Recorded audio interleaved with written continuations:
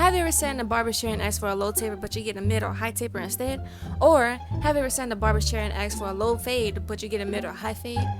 Or you're a beginner barber and you don't even know what I'm talking about. Okay, but you get what I'm trying to get at here, right?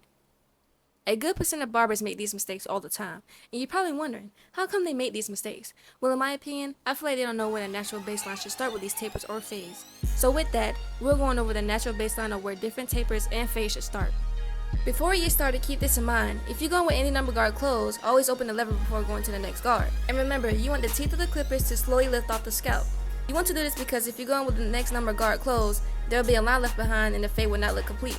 This goes for any haircut you're doing. But other than that, let's get started. Starting with a low taper. I like to start the baseline at the start of the ear before it starts to curve. At the start of the baseline, I go in with no more than half an inch with my clippers, and remember, when doing this, make sure the lever is open to prevent from any mistakes from happening. Then the next line, I go on my 0.5 guard closed and go in half an inch as well.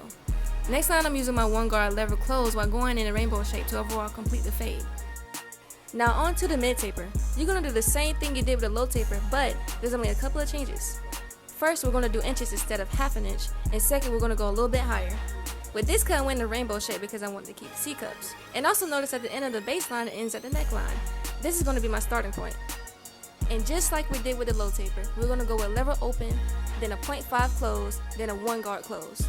Last but not least, the high taper. This one's different because there's no C-cups, and just like the last taper, we're going to go in inches. And FYI, there's going to be 2 starting points we're going to use. The first starting point is starting at the arch of the C-cup. Then we're going to go down to the start of the ear before it starts to curve, just like the low taper we started with. And this one is kind of the same as well blending wise, but I use a 1.5 guard close. So the blending steps will be baseline, lever open, 0.5 guard close, 1 guard close, and a 1.5 guard close. This is the difference between a low, mid, and a high taper. Hopefully this video can help beginner barbers understand the baseline of each taper. As for myself, I was confused at first until I got more experience.